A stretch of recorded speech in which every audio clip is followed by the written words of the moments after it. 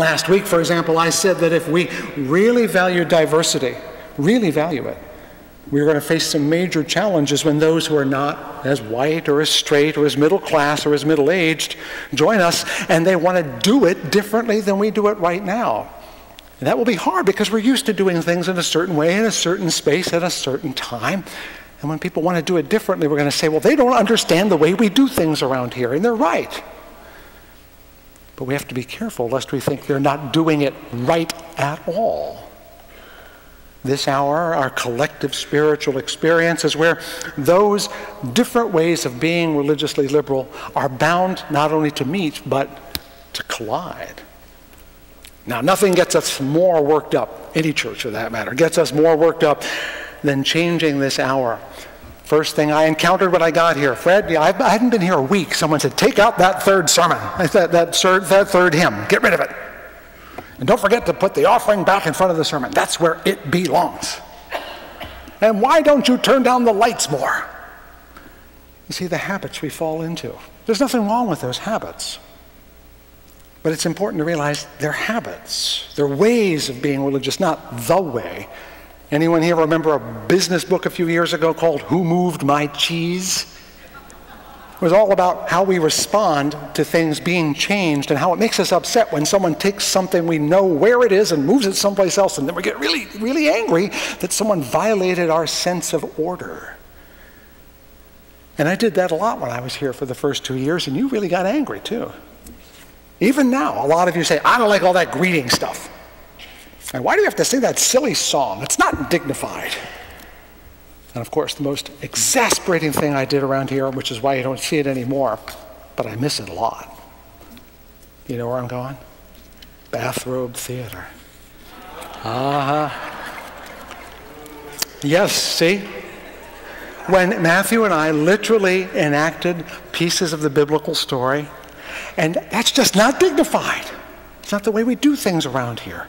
And you're right, it wasn't. It violated the spiritual pathway we're used to around here. It was subversive. There's no question. Remember last week I quoted Bayard Rustin, who said we should all be angelic troublemakers? That's what the truth should do. It should trouble you. You should be troubled by change. That's the way it is. Because it was all for a purpose. It was all for a purpose, and the purpose was the same one I told you about last week, which is friction. Last week I told you about Scott Peck, who said there are only two good reasons to get married. He didn't mean live together, he meant married. Children and friction. He didn't say love, he said friction.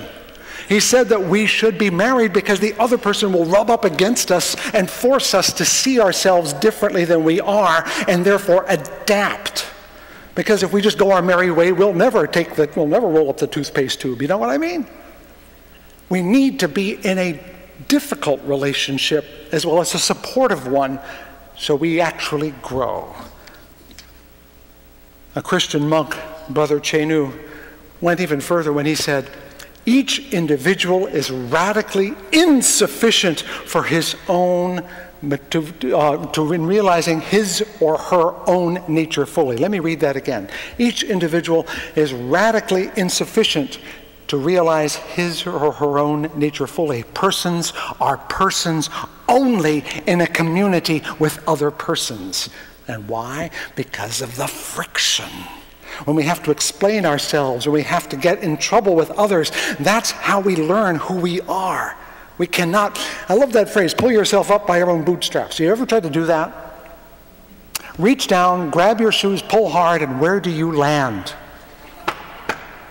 On your backside. You cannot pull yourself up by your own bootstraps. Others challenge you to do that.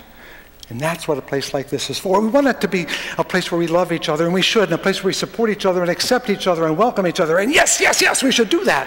But we should also say why, how, whether. Tell me more. I don't agree. Help me understand you. The friction is as important as the fellowship. Do you see what I'm trying to say? To become fully persons, to become fully rounded spiritual beings, we need spiritual friction as well as spiritual comfort.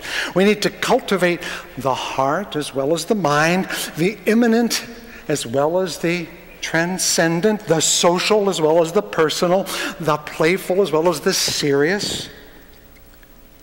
And because a group, any group, will favor one way of doing business more than another, we need this. We need it by inviting new faces, new voices, and new ways of being religious into us so that we get the friction we tend to put aside when we're used to each other. Remember what Ruther said, Rosemary Ruther? The liberating encounter with God and Goddess is experienced not against, but in and through relationships. But if those relationships are always familiar, then you look at someone and say, they're just like me. How weird is it that a liberal church is so glad to find people just like each other? Liberation, which even St. John said will set you free, must come from a fresh direction, an unusual location, perhaps a foreign language like Zulu. Just as planting one species of wheat in a field year after year means eventually it will get blight and die because there's lack of variety. Just as a financial portfolio filled with nothing but bank stocks will eventually fail. So practicing one form of spirituality makes a church weaker, not stronger in the long run. And this ultimately is what growing the soul is about. We each need it personally in our own personal lives to become the person we always dreamed of being, but we need it institutionally to become the church we always wanted to be. Liberal religion needs to be strong and vital for the future, and that means the diversity of the spirit is as important as the diversity of the belief. How will we do this? I don't know. I've tried a bunch of things, and a lot of the answers have been, don't do that. But I do know that liberal religion has to be connected to all points of the spiritual compass. We may not be able to do it all in one Sunday service, for example, or able to do it every week, but worship is only one part of our church. The challenge of spiritual diversity is not just about this hour, but not only how we worship, but how we study, how we learn, how we serve, how we sacrifice. It's what we are here to do all the time. Not just for some of the time, not just today, but all the time. And even well-planned and well-thought change like that will have friction. There has to be. It's inevitable, and it's necessary to polish all our souls. If we are to be faithful to our great principles, to live by them as well as to profess them, then we absolutely need to stretch and reach beyond our comfortable places which we value and love so much. And I say this knowing, and I say this with a sadness in my heart, knowing that most of you don't want to do this, and you have every right not to. Every one of you, including the people who didn't come out today, deserves to be honored for who you are, as you are, flaws and all. To say we need to stretch and reach must sound upon some of your ears as though I'm saying you're not good enough, and that's not true. You are all wonderful and good and decent and honorable spiritual creatures. You are all immeasurably dear. And so once again, at the end of this sermon, I feel I have failed. Not only have I not inspired you like a good high school coach, I've introduced a dismaying thought that we can't stay where we are and must keep moving, that we always have something to learn. Even worse, I have delivered this message from on high in a grand pulpit so that you might get the sense that I feel I am some superior moral or intellectual being compared to you. And I want to let you know that's not true. The challenge I'm placing before each of you personally and before all of us institutionally, the continual challenge, not a single challenge, but the ongoing and perpetual challenge, is one I place before myself as well. Every week I try to break free of the tyranny of my own spiritual habits. Somehow it must be possible, I think, to be both thoughtful and emotional, both morally urgent and personally tender, to be inspiring and also accessible, to make God known both to your body and your spirit, to take another step toward true freedom, real depth, lasting justice. And every blessed week, I come up short. But the good news is, in 7 days, there will be another Sunday. And I will try again. And I will fail again. And I will keep on trying. And somewhere in the midst of that, I will get better. Do you want to do that with me? Try and fail and try again. Most Sundays you will not get Rick Warren or his liberal equivalent. Most Sundays you will not get the polished, perfected, inspiring, motivational speech that you deserve, and you do deserve it.